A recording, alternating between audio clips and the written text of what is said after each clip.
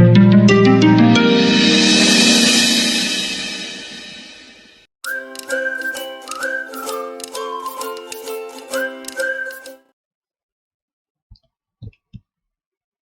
Morning बच्चों। मैं महिमा आज आपके सामने बहुब्रीहि समास लेकर आ रही हूँ। क्यों? क्योंकि बच्चों मुझे बहुत से कॉल्स आते हैं और मैसेज आ रहे हैं कि मैम बहुब्रीहि समास सिखाइए। हमें थोड़ी सी बहुब्रीहि समास में प्रॉब्लम आती है, डाउट्स भी काफी होते हैं। तो मैंने कहा चलिए आज मैं आपको बहुब्रीहि समास की तरफ लेके चलती हूँ और जिसे मैं सिखाने की आपको कोशिश कर रही हूँ। राइट? और बच्चों मैं ये कहना चाहती हूँ आपको कि बहुब्रीहि समास जो होता है थोड़ा सा टफ है, इसे बहुत ध्यान से सुनना होता है, फर्स्ट स्टेप से ही आपको उठाना होता है, अदरवाइज आप थोड़ी सा भी इसे इग्नोर करेंगे तो आपको ये समझ आना मुश्किल हो जाएगा। आप कोशिश करते रह जाएंगे, आपको समझ नहीं आएगा कि ये कहाँ से आया और कैसे आया। तो इसलिए मैं जो स्टार्ट कर रही हूँ वहीं से आपको ध्यान से सुनना है और ध्यान से समझना भी है। राइट? तो हम चलते हैं बच्चों, क्या सिखाने जा रही हूँ? मैं आज आपको सिखाने जा रही हूँ बहुब्रीहि समास। तो हम लिखते हैं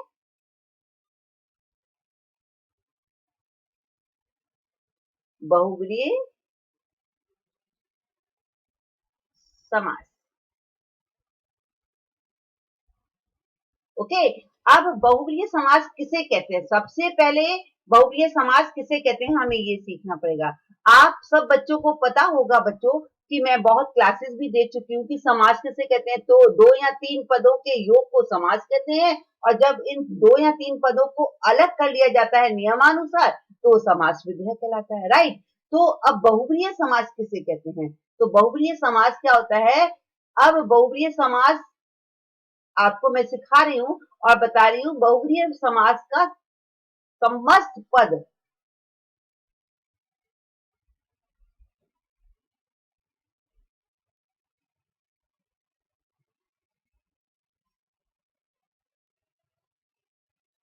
पद बहु समास का समस्त पद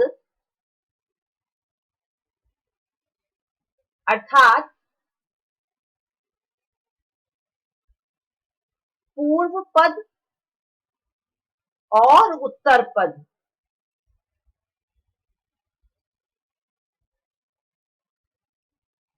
प्रधान नहीं होता है।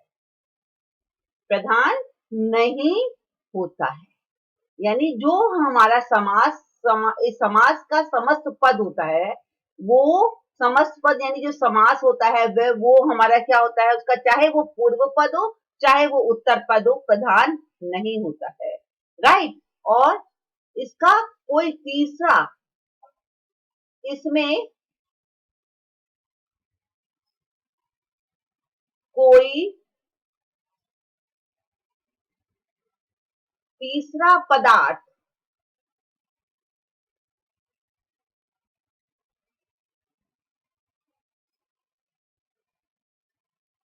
तीसरा पदार्थ या पद या पद मुख्य बनकर हमारे सामने आता है। मुख्य बनकर हमारे सामने आता है। राइट? और जो समस्त पद है वो गौण हो जाता है। तो समस्त पद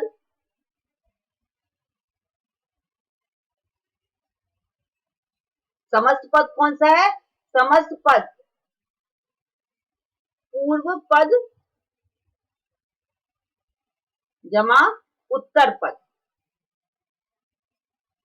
जमा नहीं लिखते हम और लिखते हैं क्योंकि हमें थोड़ा सा यहाँ संधि का सा ध्यान आ जाता है।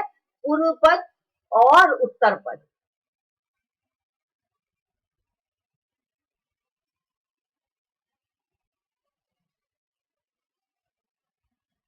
समस्त पद के अंदर क्या आता है? पूर्व पद और उत्तर पद गौण हो जाते हैं।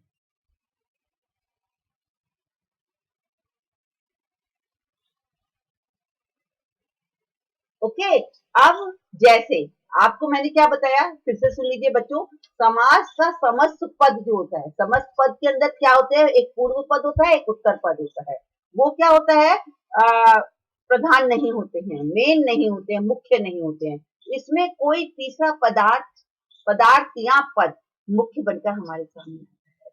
समस्त पद जो होता है, वो जो समस्त पद हमारे हमारे सामने है, पूर्व पद और उत्तर पद वो गौण हो जाते हैं। गौण हो जाते हैं मतलब कम हो जाते हैं तीसरे पद से, राइट। तो अब जैसे मैं आपको बता रही हूँ, हम जैसे उदाहरण के द्वारा आपको समझा रहे हैं, जैसे चतुर्मुख,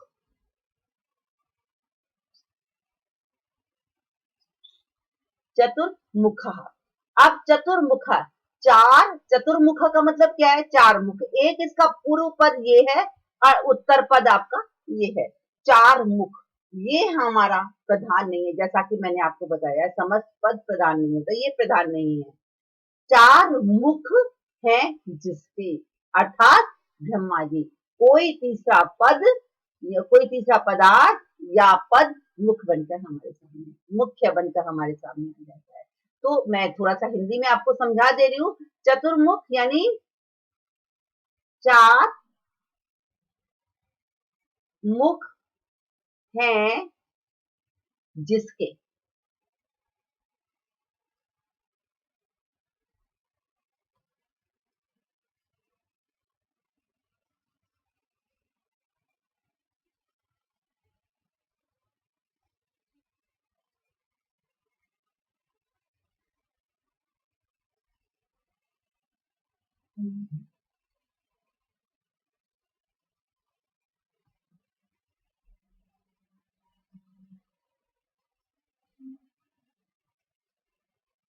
जिसके अर्थात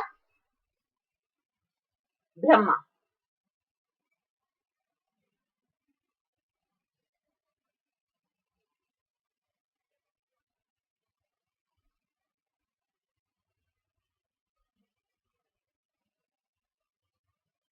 ब्रह्मा, अब ये जो ब्रह्मा है,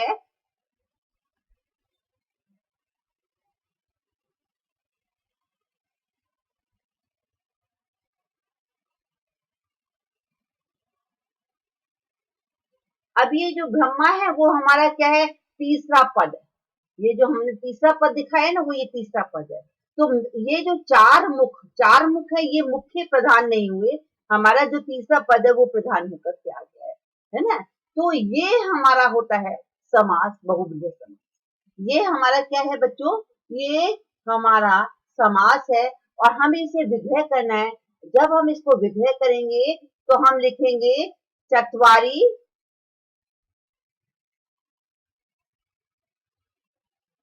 मुखानि यस्य सः। अब देखो, है ना, अब हमने ये जो किया, ये चार मुख है जिसके, ये मैंने आपको अर्थात ब्रह्मा, ये मैंने आपको किस में समझाया, ये मैंने आपको हिंदी में समझाया है, ठीक है। अब चतवारी मुखानी ऐसे, अब हमने ये हमारा हुआ समास और ये हमारा हुआ समास विग्रह। अब देखिए समास से हम, अब हम कैसे पहचानेंगे। अब हम जब समास करेंगे बच्चों, तो मैं आपको ये बताना चाहती हूँ कि अब आप कैसे पहचानोगे कि जो चौथा, जो तीसरा पदार्थ या पद निकल के आ रहा है, वो कौन से लिंग में होगा। यहाँ यहाँ इस समाज में हमें लिंग और वचन पे बहुत ध्यान देना होता है। अब हमें ये जानना होगा कि हम कैसे पहचाने कि तीसरा वाला जो पदार्थ निकल कर आएगा वो कौन सा होगा, पुल्लिंग का होगा, स्त्रीलिंग का होगा या नपुंसकलिंग का होगा, एक वचन होगा, द्विवचन होगा या बहुवचन होगा। अब देखिए, अब इस समाज से हमें ये पता चल रहा है, ये वाला जो चिन्ह है, यहाँ से हमें पता चलता है, ये चीज हमें शो करती है बच्चों, ये चीज हमें शो करती है कि हम, ये तीसरा पदार्थ कौन सा निकल रहा है। यानी ये देखिए विसर्ग है, इसका मतलब क्या है, तीसरा पदार्थ हमारा पुल्लिंग है। देखिए तीसरा पद किस प्रकार पहचानते हैं। तीसरा पद हम किस प्रकार पहचानते हैं? हम किस प्रकार पहचानते हैं?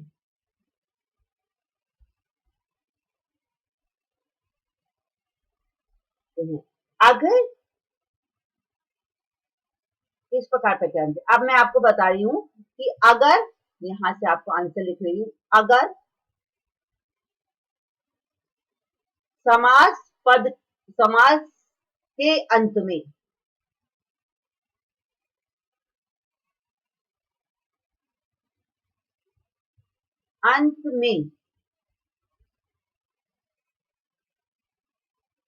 समास के अंत में बच्चों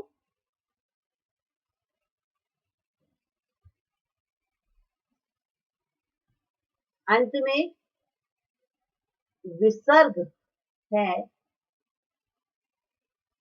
तो तीसरा पद पुल्लिंग में होगा।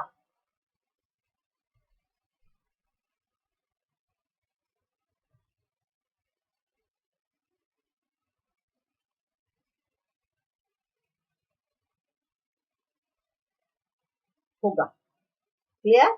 और लिंग, आप ये तो आपने लिंग पहचान लिया कि पुल्लिंग में होगा, है ना? इधर मैं आपका जरा पुल्लिंग भी लिख लेती हूँ ताकि आपको कंफ्यूजन ना हो। पुल्लिंग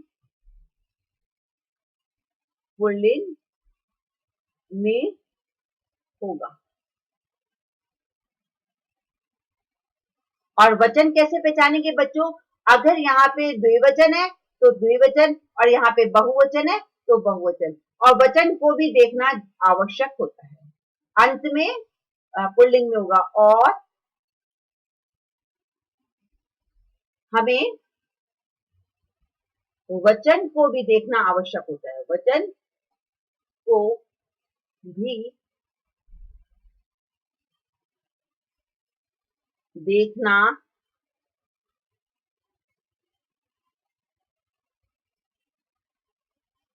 होता है, क्लियर? और अगर समास के अंत में, और समास अब एक ही हो गया, और अगर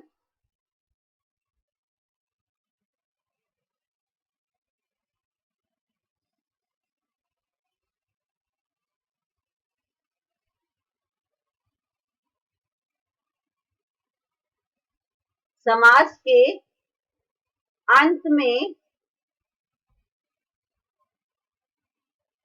आ की मात्रा आती है,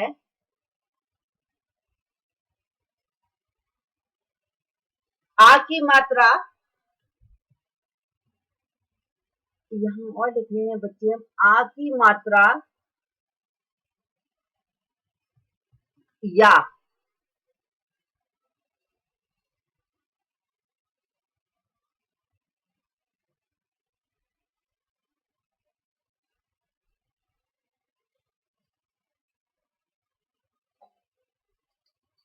बच्चे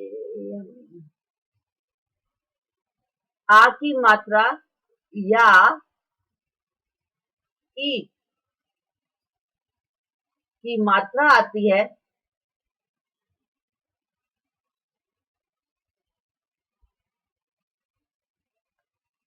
तो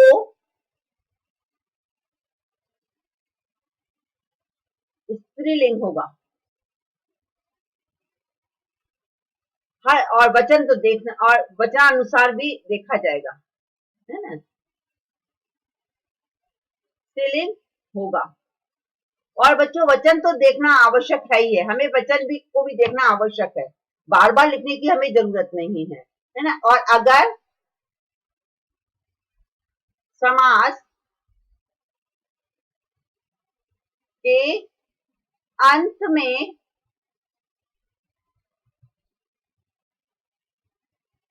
म आता है तो तीसरा पद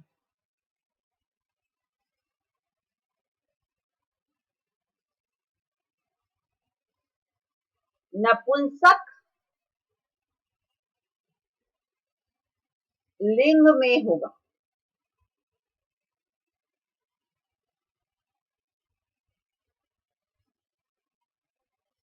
और हमें वचन को देखना आवश्यक है। बार-बार लिखने की ज़रूरत है, वचन हमें देखना भी आवश्यक है, राइट? अब ये हमारी बात हो गई इसकी। अब मैंने जैसे आपको बताया है, जैसे 4 मुख है जिसको मैं इसी को सामने फिर लेकर आ रही हूँ, 4 मुख हैं जिसके। इधर यहीं पे दूसरी बार मैं इसे ले रही हूँ, जैसे चतुर्मुखः।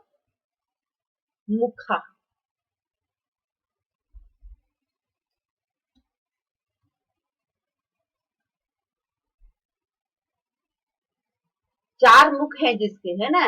अब यहाँ फिर से मैं लिख रही हूँ 4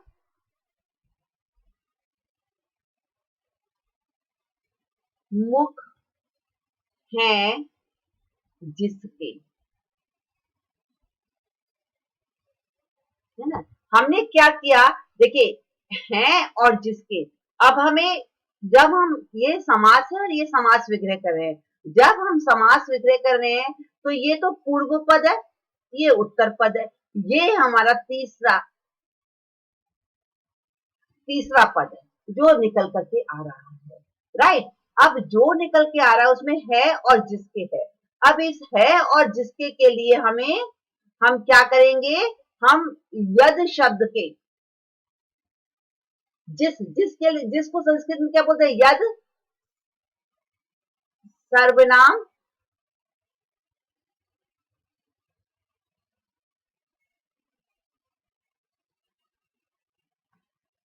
शब्द रूपों का प्रयोग करेंगे, शब्द रूप का रूपों का प्रयोग करेंगे।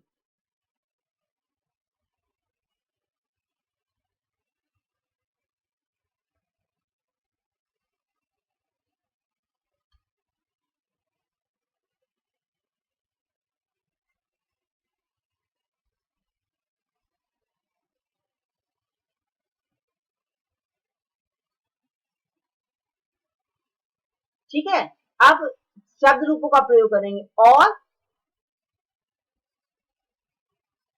वह 4 मुख हैं जिसके, हैं वह और जो वह के लिए हम क्या लगाएंगे, 4 मुख हैं जिसके, यद शब्दों का रूप का प्रयोग करेंगे। और मैंने आपको ऊपर जो बताया था कि अगर तीसरा व्यक्ति पुल्लिंग होता है तो स, स्त्रीलिंग होता है तो सा और नपुंसक लिंग होता है तो तत् में से किसी सर्वनाम शब्द का भी प्रयोग, राइट? फिर से सुन लीजिए बच्चों, मैं आपको यहाँ बता रही हूँ कि देखिए, हमने आपको यहाँ बताया था अगर समाज के अंत में विसर्ग होते हैं तो तीसरा पद पुल्लिंग होगा और हमें वचन को भी देखना आवश्यक होगा। अगर समाज में के अंत में आ की मात्रा होगी या आ की मात्रा या ई की मात्रा आती है तो स्त्रीलिंग होगा और हमें स्त्रीलिंग के लिए स्त्रीलिंग होगा और हम क्या प्रयोग करेंगे, हम यहाँ पे क्या करेंगे, पुल्लिंग होता है, हमें वचन का भी देखना आवश्यक होता है। तो पुल्लिंग के लिए हम क्या प्रयोग करेंगे बच्चों, मैं यहाँ पे भी आपको लिख दे रही हूँ।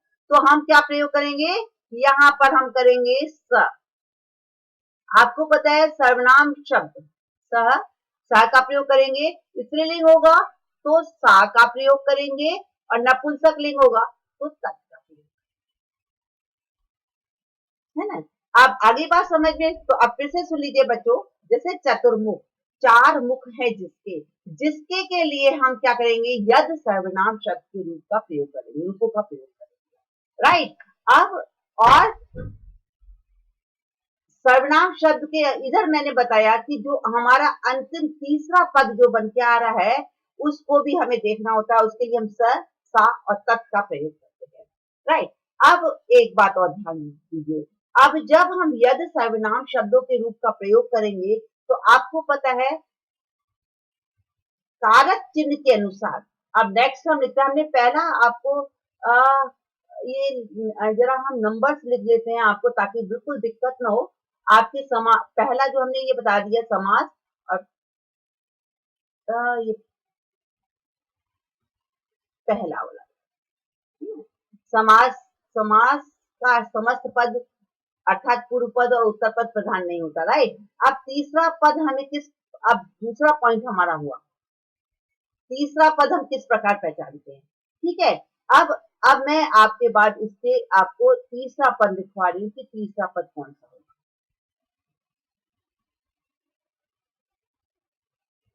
तीसरी बात क्या होगी? अब हमने आपको बताया कि यदि सर्वनाम शब्द रूपों का प्रयोग करेंगे। अब कारक चिन्हों के अनुसार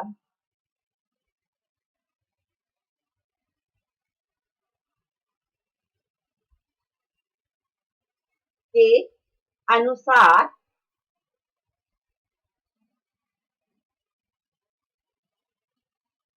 कारक चिन्हों के अनुसार या कारक चिन्हों के वचनानुसार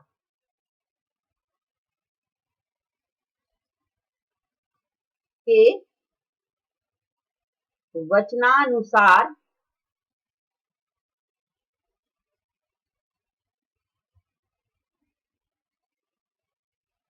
हम यद शब्द के रूप लगाएंगे।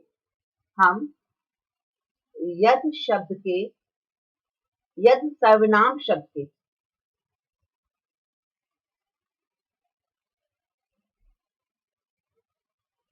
के रूपों का प्रयोग करेंगे।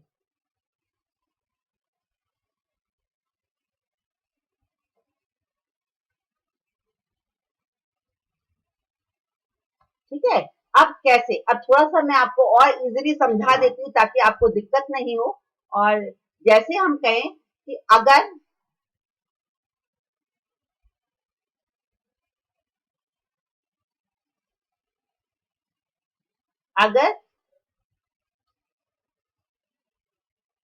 है जिसके, तो हम षष्ठी विभक्ति लगाएंगे।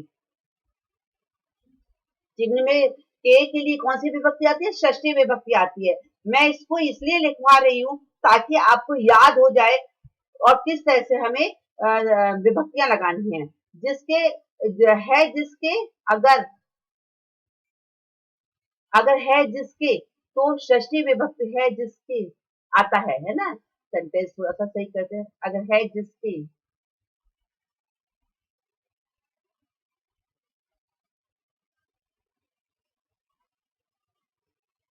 तो हम क्या लगाएंगे? है जिसके के लिए लगाएंगे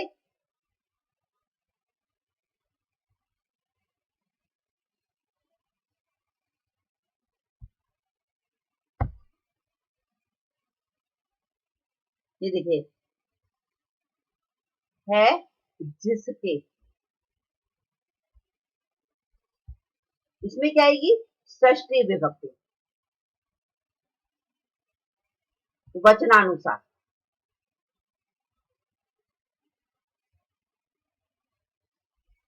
सा, ठीक है जिससे,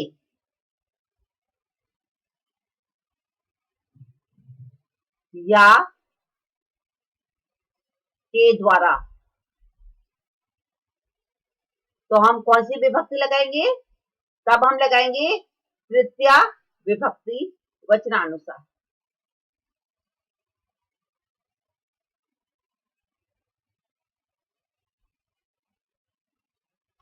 राइट। अब हम लगाएंगे है जिसमें,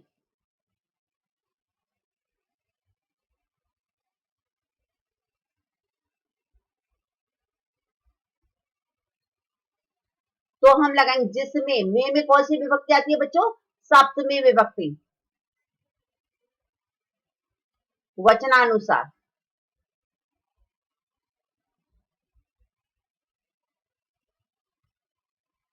है जिसके लिए,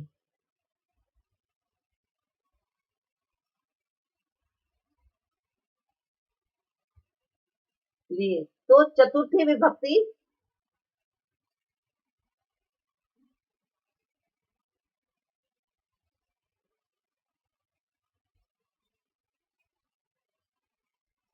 वचनानुसार।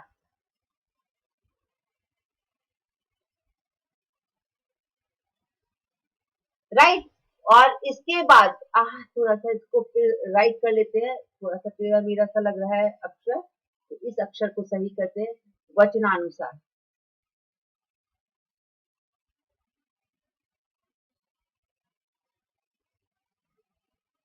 ओके, और आ जाता है जिससे। अब देखिए है जिससे, इसमें भी आया है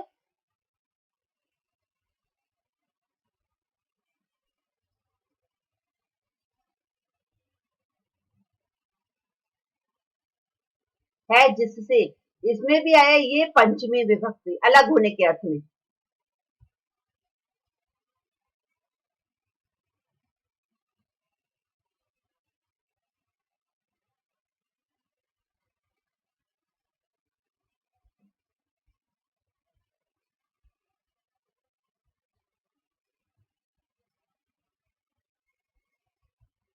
तो क्या लगाएंगे? पंचमी विभक्ति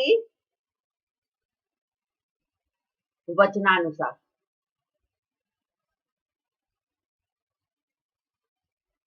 राइट। अब देखो, जिससे, ये क्यों अलग, जिससे तृतीया में भी आता है और तृतीया में भी आता है और पंचमी में भी आता है।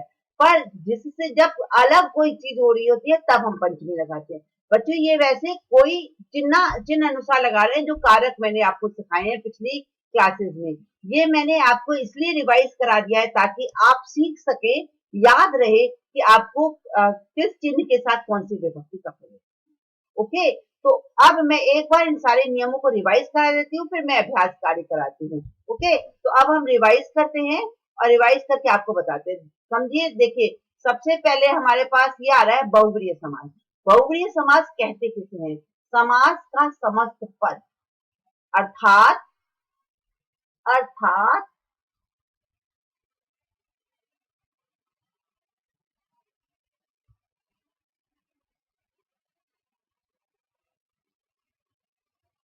समास का समस्त पद, अर्थात, ये हमारा अर्थात गलत लिखा हुआ है।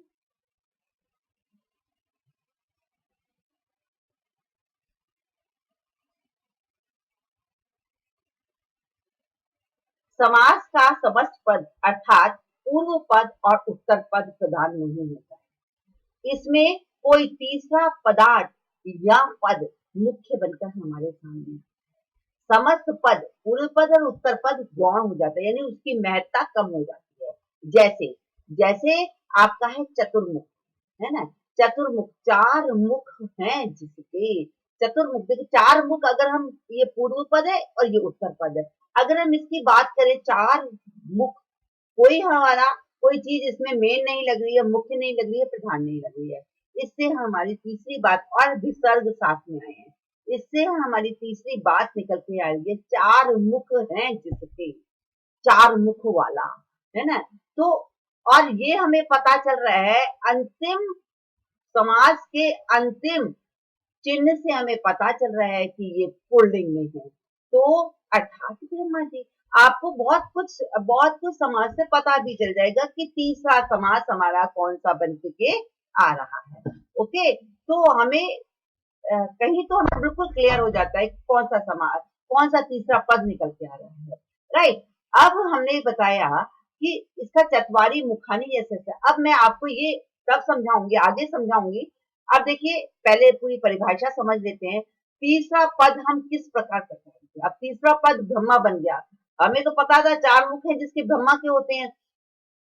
अच्छा, अब हमें कैसे पता चलेगा, कैसे पहचानेंगे कि कौन से लिंग में है, कौन निकल करके तीसरा पद निकल के आ रहा है। तो अगर समास के अंत में विसर्ग होते हैं जैसे इसमें, तो तीसरा पद पुल्लिंग में होगा। और हमें वचन को भी देखना आवश्यक है, सह। तो हम क्या लगाएंगे? सह। अगर समास के अंत में आ की मात्रा या ई की मात्रा आती है तो स्त्रीलिंग में होगा, और हम क्या लगाएंगे? सा लगाएंगे। इसमें भी हमें, मैंने बार बार नहीं लिखा है, हमें वचन को भी देखना आवश्यक है।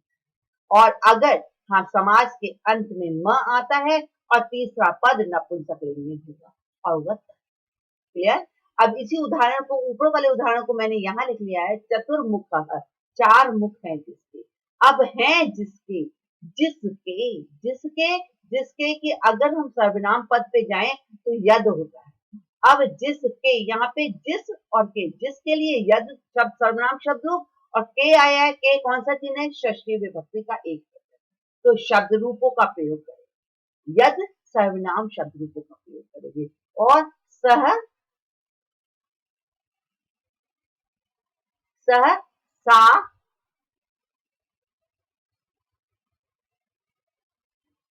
सह, सा, सह, सा और तत् का प्रयोग भी करेंगे, ऊपर जो मैंने आपको बताया, राइट। अब हम करते हैं तीसरा। अब तीसरी बात बताते हैं कारक चिन्हों के अनुसार। अब मैंने आपको यहाँ बताया ना, यदि सर्वनाम शब्दों के रूप का प्रयोग करेंगे, है ना। अब कारक चिन्हों के अनुसार हम अब शब्द रूप कैसे प्रयोग करेंगे, वो आपको ये पता लगना चाहिए कि हम शब्द रूप का प्रयोग करेंगे। आपको वैसे मैं दूसरी क्लासेस में, पिछली क्लासेस में समझा चुकी हूँ। कारक चिन्हों के अनुसार हम यद सर्वनाम शब्दों के रूप का प्रयोग करेंगे। अब कारक चिन्ह कौन से होते हैं? कर्ता ने कर्म को करण से सप्तदान के लिए अपादान से संबंध काटी के अधिकरण में पर। अब इस बहुव्रीहि समास में ज्यादातर कौन से चिन्ह आते हैं? उसमें आता है जिसके, जिसके के यानी संबंध षष्ठी विभक्ति वचनानुसार लगाएंगे, और जिससे आता है और या के द्वारा आता है तो तृतीया विभक्ति, से और के द्वारा चिन्ह में तृतीया विभक्ति लगती है, तृतीया विभक्ति वचनानुसार। जिसमें में आता है तो सप्तमी विभक्ति, कर्ता ने कर्म को कर्ण से सप्तदान के लिए अपादान से संबंध काटी के अधिकरण में पर। तो मैं पर तो सप्तमी विभक्ति वचनानुसार लगाएंगे, और है जिसके लिए, के लिए चतुर्थी विभक्ति आती है। चिन्ह के लिए कौन सी विभक्ति का प्रयोग होता है? चतुर्थी विभक्ति का प्रयोग होता है। और हम कौन सा चिन्ह लगाएंगे वचनानुसार बच्चों? चतुर्थी विभक्ति वचनानुसार लगाएंगे। अब है जिससे, अगर जिससे देखिए ऊपर भी यहाँ जिससे आया है और यहाँ नीचे भी जिससे आया है, दोनों में फर्क क्या है? जिससे तृतीया विभक्ति लगाते हैं, और अगर कोई चीज अलग हो रही होती है, अलग होने के अर्थ में हम तृतीया विभक्ति का प्रयोग न करके कौन सी विभक्ति का प्रयोग करते हैं? पंचमी विभक्ति का प्रयोग करते हैं। ओके, तो इस तरह से हमारा पंचमी विभक्ति का प्रयोग किया, राइट। आगे बात समझ में, ये हमने आपको एक ये इस चतुर्मुख के द्वारा, एक चतुर्मुखा के द्वारा, एक उदाहरण के द्वारा मैंने आपको समझाने की कोशिश किया है। अब हम जरा से अभ्यास कार्य करते हैं। अभ्यास कार्य के द्वारा आप बहुत कुछ सीखेंगे, क्योंकि थोड़ी सी टफ संधि है। अच्छा, अभी टफ संधि है, उसे हमें बहुत ध्यान देकर सीखना होगा। अब हमने अभी तक जो बात की आपको, हमने किसकी बात की? जो तीसरी चीज निकल के आ रही है उसकी बात। ओके, अब इस बहुव्रीहि समास में दो बातें बिल्कुल अलग अलग होती हैं। दोनों बातों को कभी एक साथ मत जोड़ना। देखिए, पूर्व पद और उत्तर पद में यहाँ पर चौथी बात पे लिखी है। चौथी बात क्या है? पूर्व पद और उत्तर पद के लिंग और वचन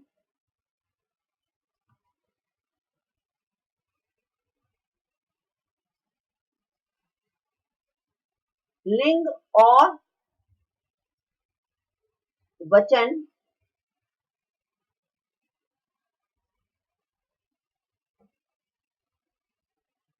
उत्तर पद के अनुसार चलते हैं।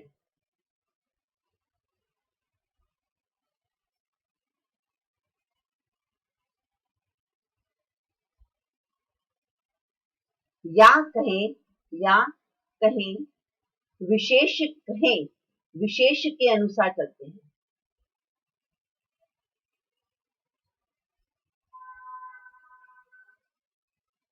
अनुसार लगाए जाते हैं। और तीसरा, और जो तीसरा पद चिन्ह के एक तो देखिए, एक हो गया पूर्व पद और उत्तर पद, ये बिल्कुल अलग तरीके से चलेंगे, अपने अनुसार चलेंगे, है ना। हम उसमें किसको देखेंगे? हम उत्तर पद को देखेंगे, या कहें कि विशेष को देखेंगे, क्योंकि ये दोनों जो होते हैं उत्तर पद, ये पूर्व पद और उत्तर पद, यहाँ मैं आपको इसमें सिखाऊं, ये पूर्व पद और उत्तर पद, ये दोनों जो क्या होते हैं? विशेषण विशेष होते हैं। ये दोनों क्या होते हैं? विशेषण विशेष होते हैं। तो हम यहाँ इसे उत्तर पद भी कह सकते हैं, इसको उत्तर पद भी कह सकते हैं, और उसको विशेष्य भी, ये उत्तर पद भी है और विशेष्य भी है, राइट। तो ये दोनों एक साथ उत्तर पद के अनुसार चलते हैं या कहें विशेष्य के अनुसार लगाए जाते हैं। पूर्व पद और उत्तर पद के लिंग और वचन उत्तर पद के अनुसार चलते हैं और एक समान चलते हैं, एक समान चलते हैं और एक समान चलते हैं।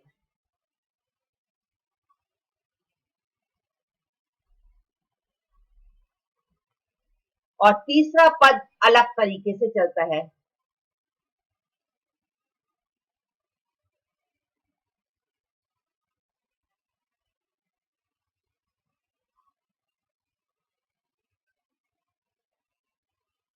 जो बनकर आता है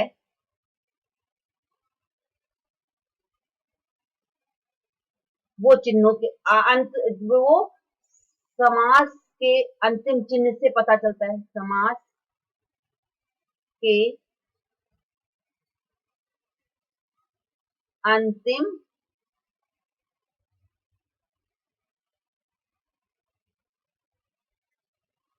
चिन्ह से पता लगता है, चिन्ह के अनुसार चलता है। चिन्हानुसार लिख लेती हूँ कि चिन्हानुसार चलता है।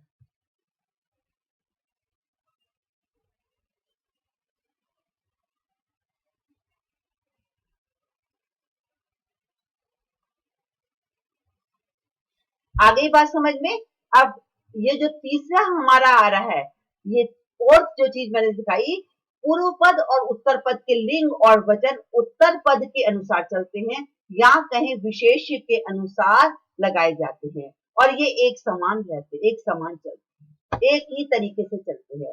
और तीसरा जो शब्द, तीसरा जो बनकर आया है, तीसरा जो बनकर आता है वह समाज के अंतिम चिन्ह अनुसार चलता है। यानी दो चीज बच्चे ध्यान रखना, इस चीज को समझना बहुत जरूरी है, इस पॉइंट को समझना बहुत जरूरी है। जैसे देखिए, इसमें मैं आपको बता रही हूँ, इसके अनुसार बता रही हूँ कि देखिए ये पूर्व पद है और ये उत्तर पद है और ये इससे हमारा तीसरा पद पता चला। आ रही है बात समझ में?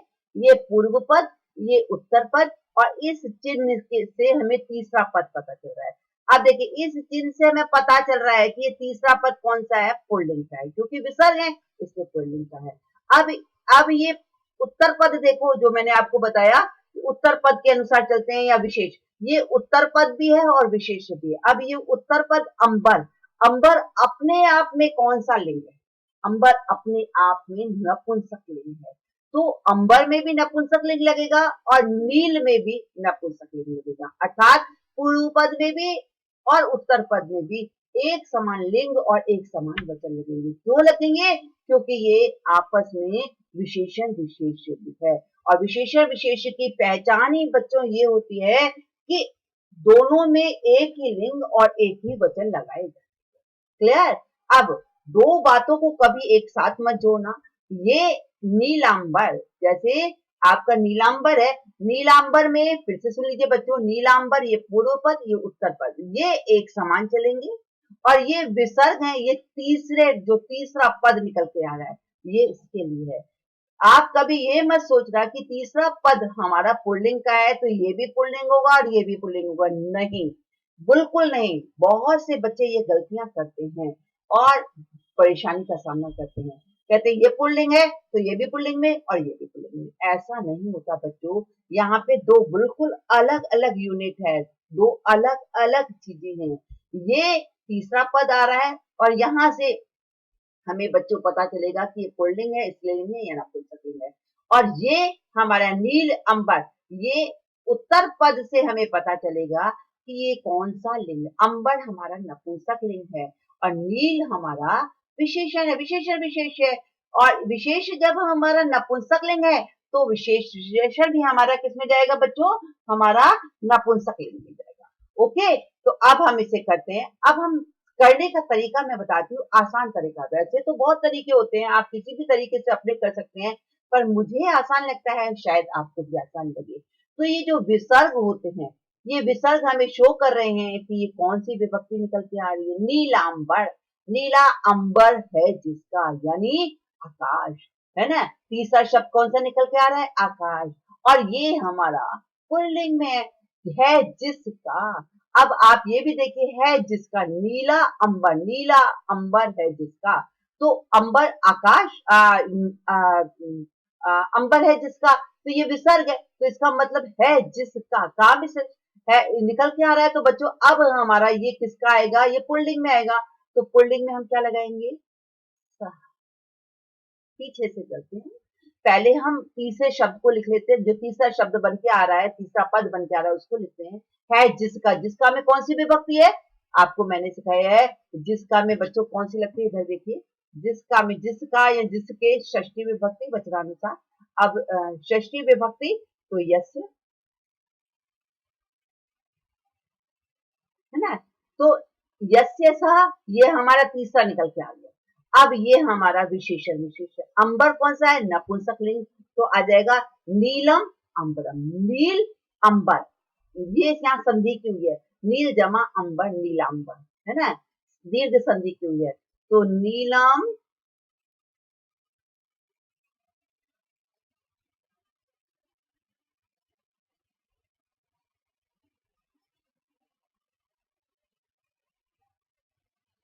अंबरम यस्य सा, नीलम अंबरम यस्य सा। आगे बात समझ में। ये हमारा क्या हुआ? विशेषण विशेष भी है, ये पूर्व पद भी है और ये उत्तर पद भी है, राइट। हमने कहा से देखा? उत्तर पद से देखा। उत्तर पद हमारा किसमें है? नपुंसकलिंग में, इसलिए हमें नीलम अंबरम दोनों नपुंसकलिंग में लगाने पड़े। और ये हमने किससे देखा? दो यूनिट बिल्कुल अलग अलग, ये ध्यान रखना, दोनों यूनिट को बिल्कुल मत मिलाना। सबसे पहले ये तीसरा पद निकाल लेना, तीसरा पद जो बोलता है उसे लगा लेना, और फिर उसमें जो चिन्ह आता है उसके यद शब्द के रूप लगा लेना। इन दोनों को अलग रख देना। इसके बाद आप उत्तर पद देखना या विशेष्य देखना, दोनों एक ही बात है। और अगर नपुंसकलिंग है तो नीलम अम्बरम, है ना। अब महात्मा, अब हम करते हैं, है ना। महात्मा, महान आत्मा, महात्मा, महान आत्मा। अब आत्मा, आत्मा अपने आप में बच्चों कौन सा लिंग है? पुल्लिंग है ना। तो पुल्लिंग है, इसमें विसर्ग नहीं लगे हैं, लेकिन ये पुल्लिंग है, महात्मा, है ना। अब ये पुल्लिंग है, और अब क्या लगेगा? यस, महान आत्मा है जिसकी, है जिसकी, जिस है जिसकी, जिसकी के लिए सह। कोई महान आत्मा है, कोई बहुत अच्छे पहुंचे हुए पुरुष है, वो महात्मा कहलाते हैं। तो यस्य सः, है ना। अब यस्य, जिसकी, जिसकी के लिए हम क्या लगाएंगे? यस्य सः, ठीक है। अब अब हमारा अपने आप में क्या बचा? अपने आप में बचा, अब इसका पूर्व पद ये है और उत्तर पद ये। मह, मह, महा का जब हम मूल शब्द निकलेंगे निकालेंगे तो बनेगा महान,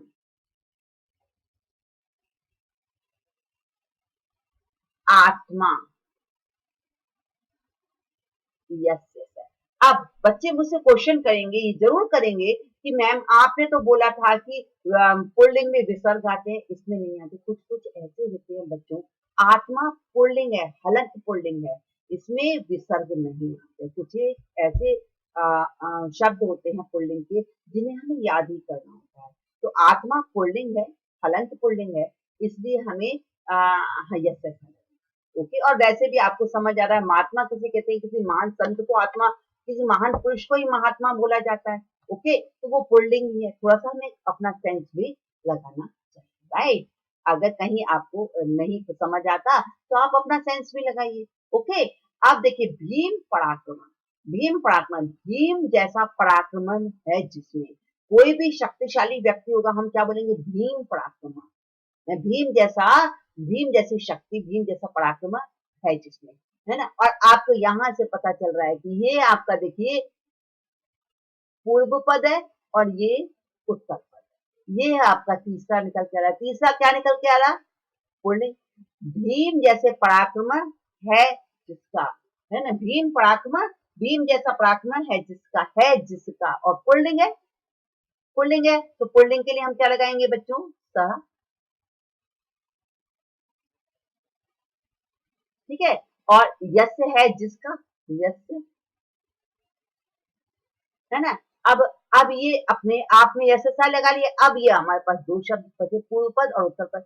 अब ये पूर्व पद उत्तर पद जो है वो अपने आप में पुल्लिंग है, तो हम इसको भी पुल्लिंग में लगाएंगे, तो लगाएंगे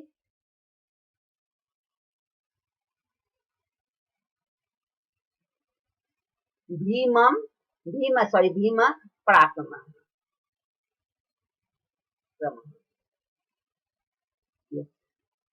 क्लियर? आ रही है बात बच्चों समझ में? नेक्स्ट करते हैं नष्टा शक्ति, नष्ट शक्ति।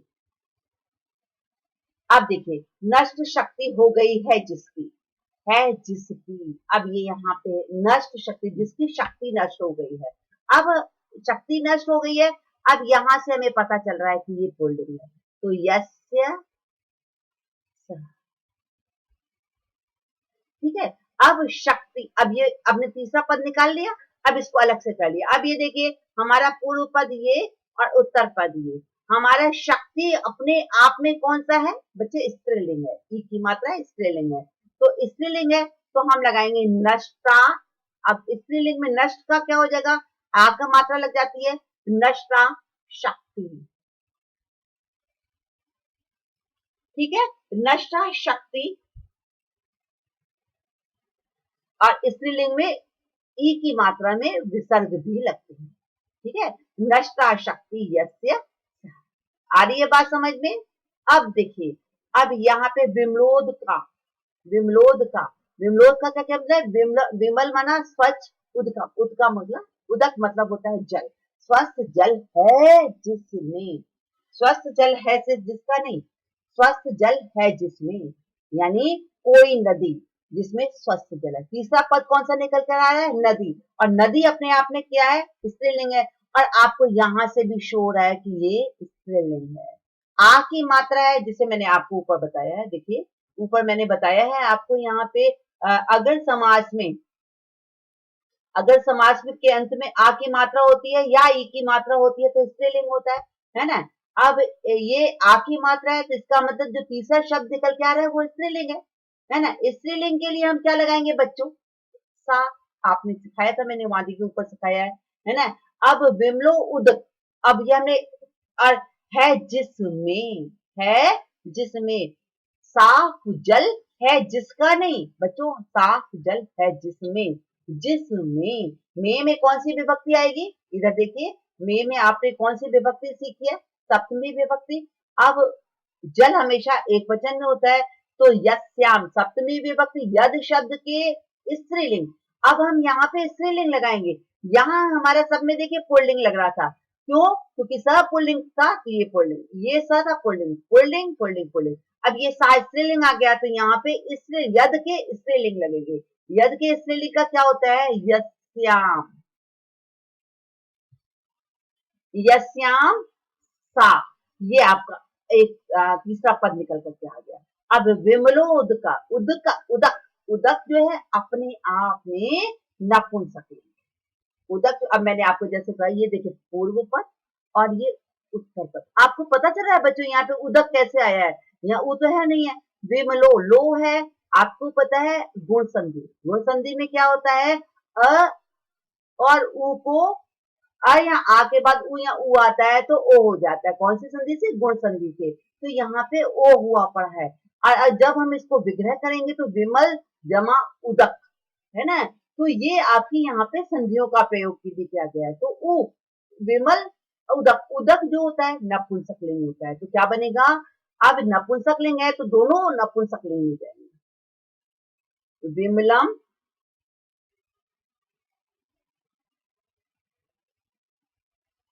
सॉरी,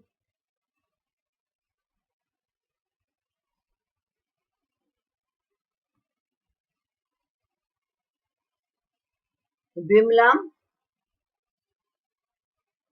उदकम यस्याम सा।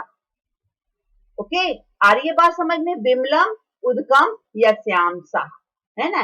अब ये फिर से सुन लो, यहाँ पे का आया है इसलिए यस्याम सा लगा है। और जिसमें, जिसमें में सप्तमी विभक्ति लगेगी, यद शब्द के सप्तमी विभक्ति स्त्रीलिंग लगेगी। ओके, और ये नपुंसकलिंग है इसलिए विमलम उदकम लगा है। राइट, अब आगे चलते हैं। सत्य प्रिय, सत्य प्रिय है जो। अब यहाँ से पता चल रहा है पुल्लिंग, पुल्लिंग है तो सत्य और प्रिय जिसके लिए बने हैं, सत्य और प्रिय जिसके लिए बने हैं, जिसके लिए हैं, सत्य और प्रिय जिसके लिए है, सत्य और प्रिय जिसके लिए हैं, लिए हैं, लिए में कौन सी लगेगी बच्चों?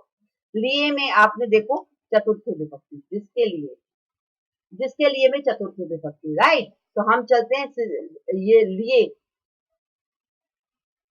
जिसके लिए पुल्लिंग है तो पुल्लिंग में क्या लगेगा? सह। और पुल्लिंग का चतुर्थी विभक्ति होता है यस्मयी, यस्मयी से अलग बन गया। अब ये देखिए, ये दोनों, ये पुल्लिंग, ये सॉरी पूर्व पद, ये उत्तर पद। प्रिय अपने आप में नपुंसकलिंग है, तो क्या बनेंगे? दोनों नपुंसकलिंग बनेंगे, तो बनेंगे सत्यम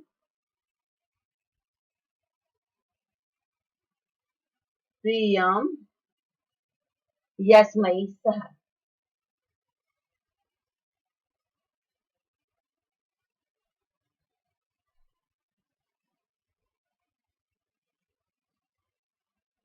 सत्यम प्रियम यस्मयी सह। यहाँ थोड़ा सा आपको मैं सही करवाती हूँ, ये बच्चे थोड़ा सा आपका सही होगा, और इस सही करने में यहाँ होगा उबड़ खाबड़ हो गया है, तो ये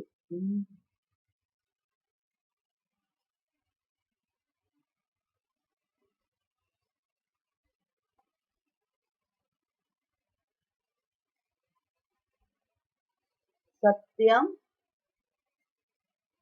प्रियम यस्मयी सह।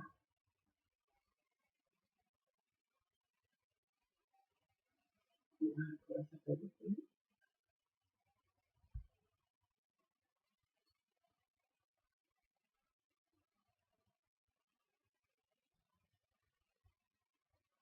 प्रियम यस्मयी सह। अब आ जाइए लंबोदरः।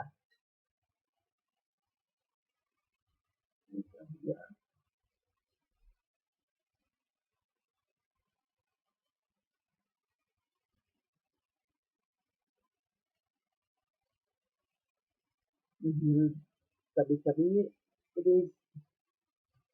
सत्यम प्रियम यस्मयी सह, ये समझा दिया था मैंने आपको, है ना। अब लंबोदरः, लंबोदरः ये यहाँ से अलग होके आ गया है, हम करते हैं लंबोदरः। यहाँ फिर से मैं लिख लेती हूँ,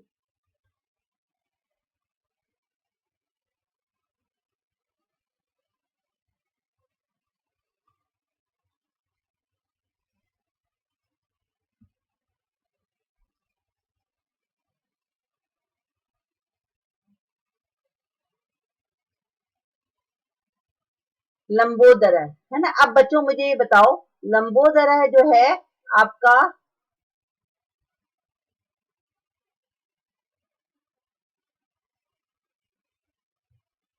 लंबोदरः,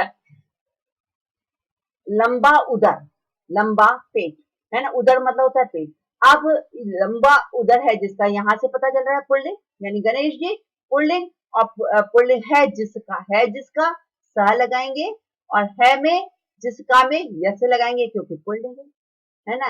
और अपने आप में, अब ये देखिए बच्चों, ये लंब प्रिय यहाँ पे होगा। अब लंबो, लंब उदर वही वाला है, बिमलो ओ ऊ हो गया यहाँ पे भी, है ना। लंब उदर, तो लंबम और उदर जो है अपने आप में बच्चों क्या है? नपुंसकलिंग। तो लंबम,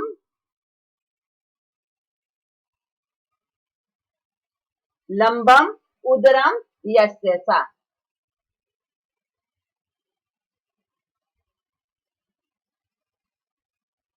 उदरम, सॉरी, लंबम, हाँ उदरम यस्य सा। क्लियर? आगे बात समझ में।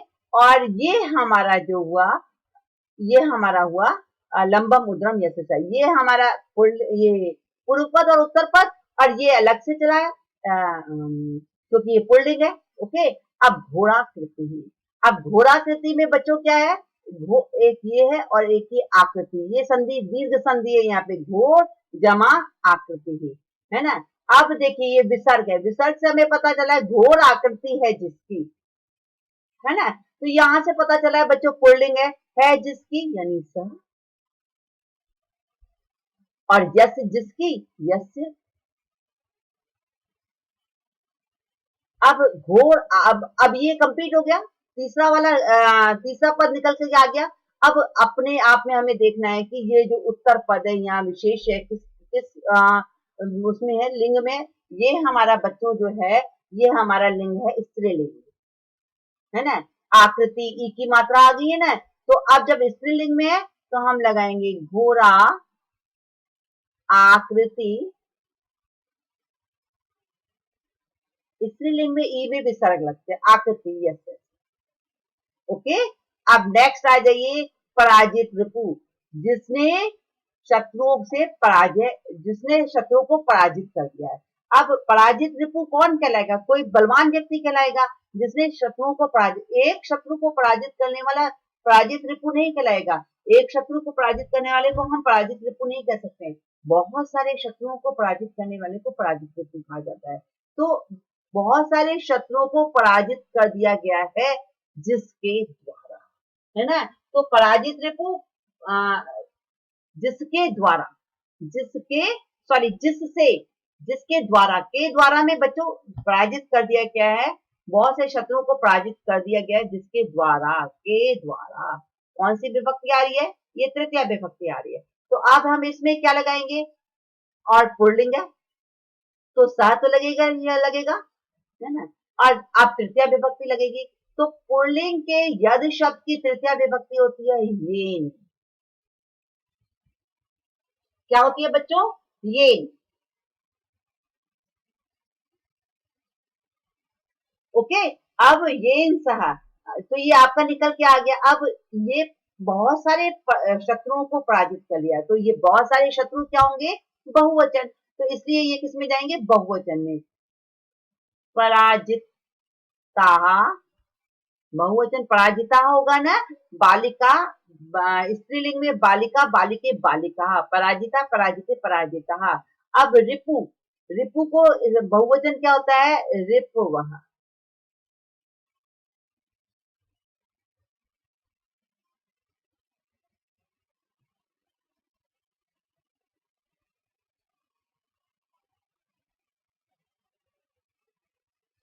पराजित, पराजितः, रिपुवः, येन सह।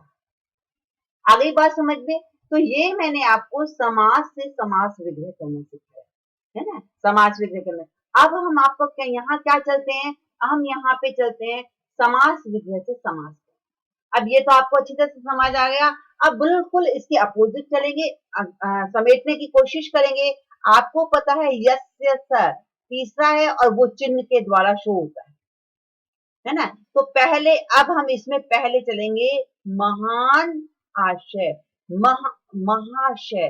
अब इसका मूल शब्द क्या होगा बच्चों? इसका मूल शब्द होगा महा, उसमें महान था ना, महा, मूल शब्द निकालते हैं इसमें। महा, मह होता है ना। मह और आश्रम में जाएगा तो महाशय। महा और आशय, ये दीर्घ संधि हो जाएगी, महाशय।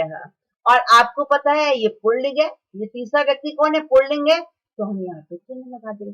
जिस तरह से हमने चिन्ह से पुल्लिंग बनाया था, यस्य और पुल्लिंग बना करके यद के रूप लगाए थे, अब इसको समेट देंगे, जो शब्द होगा उसका वो चिन्ह लगा देंगे, राइट। तो महान, महा और आशय दोनों को दीर्घ संधि कर दी। आपको समझ आ रहा है बच्चों, है ना। दीर्घ संधि कर दी और ये बना महाशय। कृष्ण मति यस्य स। अब यस्य स से पता चल रहा है पीछे हमारे विसर्ग है ना। कृष्णा मति, ये अपने आप में स्त्रीलिंग है, ये अपने आप में क्या है? स्त्रीलिंग है। तो हो जाएगा कृष्ण, मूल शब्द क्या हो जाएगा? कृष्ण, और ये मति और पुल्लिंग है तो विसर्ग लगा देंगे। अब नेक्स्ट चलते हैं प्रिय दर्शना यस्य सा। अब देखिए प्रियम दर्शनम यस्या सा। अब यस्या सा से बच्चों हमें क्या पता चल रहा है? हमें ये पता चल रहा है सा यानी स्त्रीलिंग है। ओके, तो अब हमें अंत में क्या लगा रहा है बच्चों? स्त्रीलिंग लगाना है। और आपको पता है स्त्रीलिंग जो लगता है या तो आ लगता है या ई लगता है। अब हमें आपको ये बच्चे चलते-चलते पता चलेगा कि कौन सा शब्द आ से स्त्रीलिंग बनता है और कौन सा शब्द ई से स्त्रीलिंग बनता है। पहले हम देखिए हम इसको लिखते हैं प्रियदर्शनम, है ना? तो इसका मूल शब्द दोनों का लेकर के हम करते हैं प्रिय दर्शन। अब प्रिय दर्शन, अब प्रिय दर्शना नहीं होता बच्चों, प्रिय दर्शनी होता है। तो ई की मात्रा लगेगी और दर्शनी जैसे बालक बालिका ल पे भी ई की मात्रा लग जाती है, वैसे दर्शनी दर्शनी प्रिय दर्शनी प्रिय दर्शनी। क्लियर?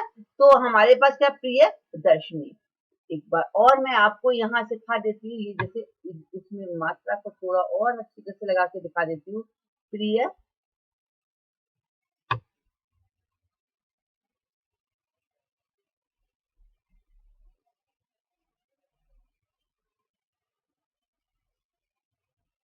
प्रियदर्शनी। ठीक है? आप देखिए नेक्स्ट हम करते हैं जितानी इंद्राणी येन सह। अब येन सह से हमें क्या पता चल रहा है? येन सह से हमें पता चल रहा है कि ये पुल्लिंग है, राइट? तो हम विसर्ग लगाएंगे। अब जितानी जितानी इंद्राणी, जीत ली है इंद्रणियां जिसके द्वारा, जिसने जिसके द्वारा इंद्रियों को जीत लिया गया है। अब इसका जितानी इंद्रियाणी ये पुल्लिंग बहु सॉरी नपुंसकलिंग बहुवचन है, राइट? अब इसका मूल शब्द क्या होगा? जित। अब जित जमा इंद्रियाणी, ये इंद्रियाणी है, जित इंद्री। अब इसका इंद्रिय मूल शब्द क्या होगा? इंद्रिय। अब द और ई आपको अगर हम मैं यहाँ लिख के दिखा रही हूँ फिर आपको रब करके बता दूंगी इंद्रिय इंद्र इंद्रिय। अब आपको ये पता है अ और ई मिलके क्या बनता है बच्चों? गुण संधि से ए। तो हम यहाँ पर इसको ए बनाएंगे।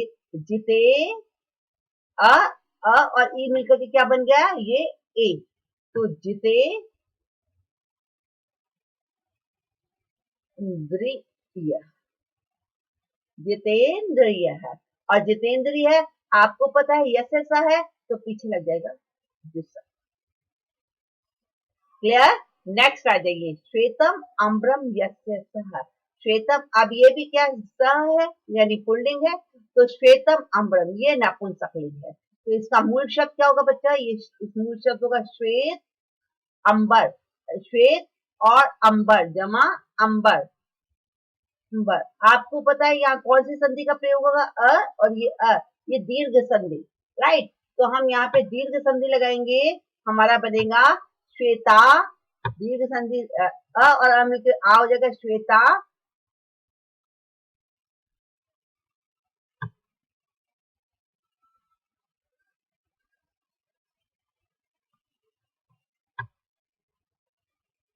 श्वेतांबर।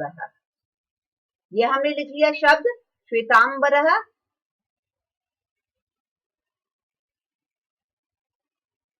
श्वेतांबर और पीछे हमें क्या आएगा?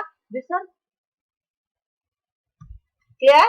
नेक्स्ट आ जाइए मृता भार्या यस्य सह।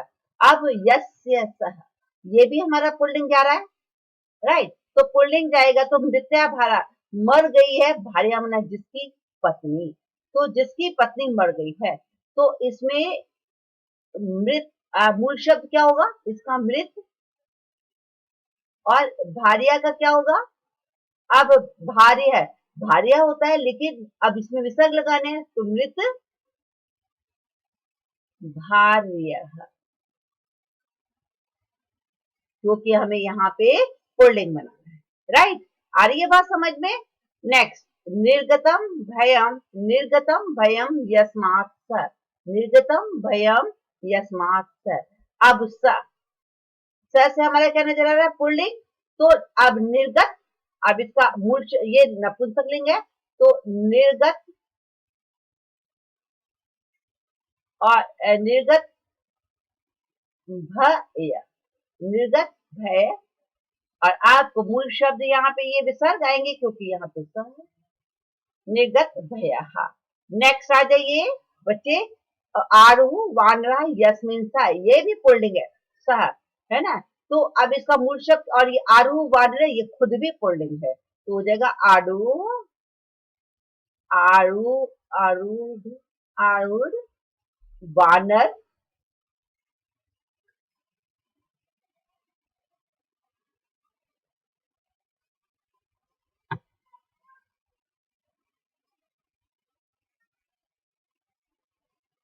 आडू, वानर, नीचे पीछे हम फोल्डिंग लगा देंगे। ओके, नेक्स्ट आ जाइए बच्चे, पीतम उद्गम येन।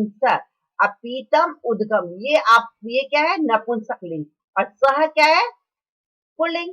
तो पीतम, अब पीत, पीत, अब उ, अब देखिए ये जमा उद, उदक, है ना, उदक। तो अ और उ मिलकर के क्या बनेगा बच्चों, ओ, गुण संधि से, है ना। तो हम यहाँ पर ओ बनाएंगे, हमारा यहाँ पे क्या बनेगा, ओ, पीतो द कहा, पीतोद कहा, और उद का, अब पीतोद का यहाँ पे क्या है, विसर्ग है, सा है, पुल्लिंग है, तो पीतोद। अब आपको मेरी बात बच्चों बहुत अच्छी तरह से समझ आ गई होगी। मैं सोचती हूँ कि कहीं हमारी, कहीं हमें दिक्कत नहीं हो रही होगी, आपको भी कहीं पे दिक्कत नहीं हो रही होगी, जब आपने अगर अच्छी तरह से सुना होगा, है ना।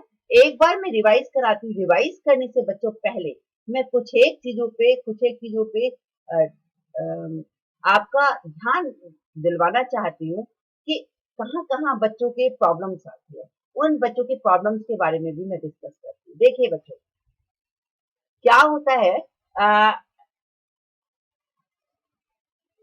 हमारे पास एक होता है, आ, देखिए, अम्बरम यस्य स, नीलम अम्बरम यस्य स। अब आप ये देखिए बच्चे, हमने क्या किया है यहाँ पर, आपको मैं बताना चाहती हूँ, है ना। अब हमने क्या किया, मुझे देखिए, ये देखिए, हमने नीलम अम्बरम, दोनों में म था, नीलम अम्बरम, दोनों में म था, पर मैंने एक यहाँ पे म इस तरह लगाया है, और यहाँ पे अनुस्वार दिया है। बच्चों को, बहुत बच्चे हमें समझ नहीं आते, कहते हैं हमें समझ ही नहीं आता है कि कहाँ पे म लगाना है और कहाँ पे अनुस्वार। आपने ऐसा क्यों किया, आपने नीलम की जगह अम्बरम क्यों नहीं लिखा। तो बच्चे, मैं आपको इसी क्वेश्चन का आंसर देने जा रही हूँ। सबसे पहले, जब ये देखिए, आपको आगे चलती हूँ, और आगे में मैं यहाँ आपको बताती हूँ कि जब माँ, ये विशेष,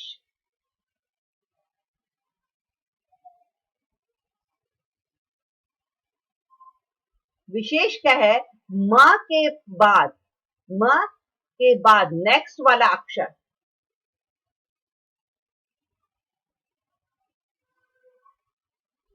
नेक्स्ट अक्षर प्लस नहीं करती, न के बाद अगर हमारे पास कोई स्वर आता है ना, कोई नेक्स्ट माँ फिर स्वर हो, तो माँ का क्या हो जाता है, यहाँ देखिए, माँ के बाद स्वर था, ये माँ है, इसके बाद स्वर था, तो ये म ही लिखा जाता है।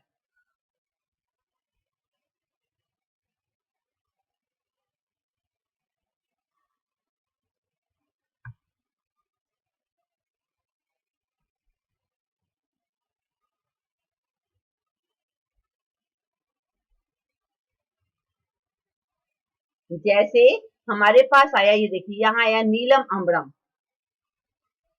नीलम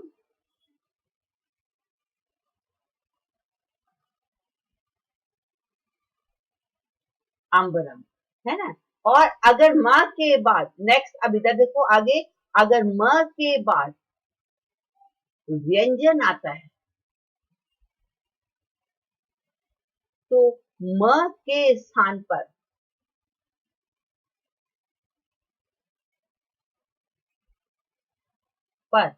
म के स्थान पर अनुस्वार लगता है।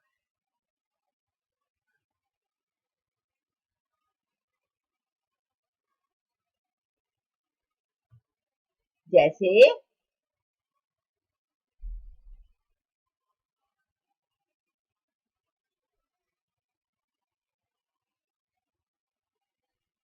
नीलम, इधर करके दिखा दे रही हूँ मैं बच्चों, यहाँ खाली जगह नहीं है, यहाँ करके दिखा रही हूँ।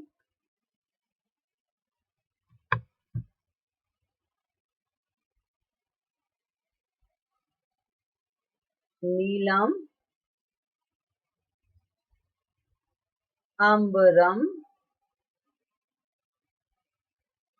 यस्य।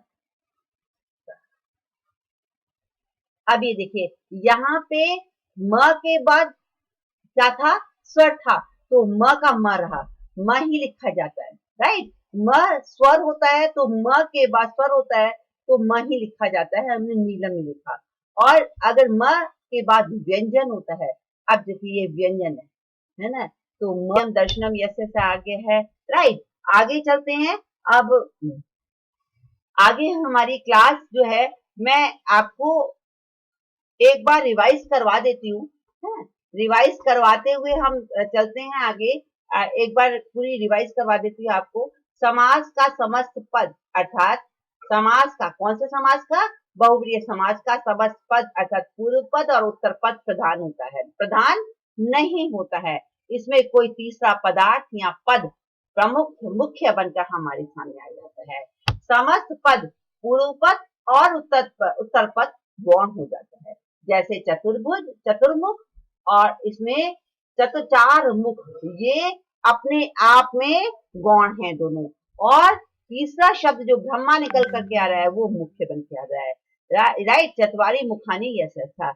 अब तीसरा पद हम किसे किसे कैसे पहचानते हैं, अगर समास के अंत में विसर्ग होता है तो तीसरा पद पुल्लिंग में होता है, और हमें वचन को देख हमारे लिए हमें वचन देखना भी आवश्यक होता है, जैसे सह, अगर है ना। और अगर इस तरह से नेक्स्ट आ जाइए, अगर समाज के अंत में आ की मात्रा या ई की मात्रा आती है तो स्त्रीलिंग होता है सा। अगर समाज के अंत में म आता है तो तीसरा पद नपुंसकलिंग होता है, जैसे सा।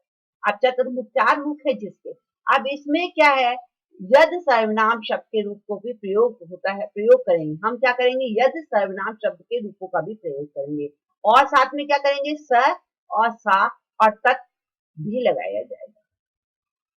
सा, सह, सा और तत् में से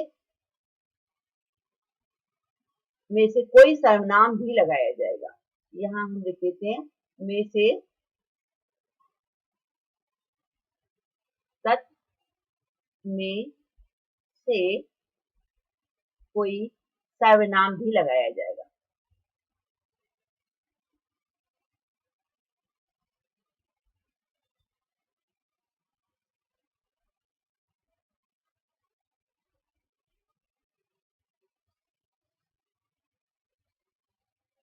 राइट। अब कारक चिन्हों के अनुसार हम यद सर्वनाम शब्द के रूपों का प्रयोग करेंगे। ये तो कारक मैंने आपको स्पेशल लिखवा दिए यहाँ पे, अदरवाइज तो आपको कारक आते होंगे कर्ता ने।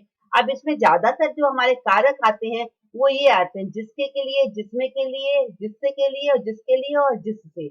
आपको पता है जिससे के लिए षष्ठी विभक्ति, जिससे के द्वारा के लिए तृतीय विभक्ति, जिसमें सप्तमी विभक्ति, और जिसके लिए में चतुर्थी विभक्ति, और जो अलग हो रहा होता है से वो उसमें पंचमी विभक्ति लगाते हैं और वचन भी देखते हैं, राइट। अब पूर्व पद और उत्तर पद के लिंग और वचन उत्तर पद के अनुसार चलते हैं, या कहीं विशेष के अनुसार लगाए जाते हैं और एक समान चलते हैं। और तीसरा जो बनकर आता है समास के अंतिम चिन्ह अनुसार चलता है,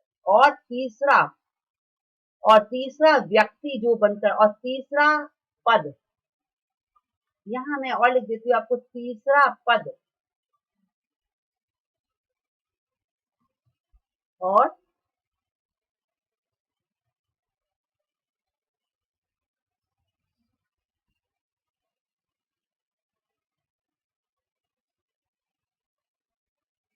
और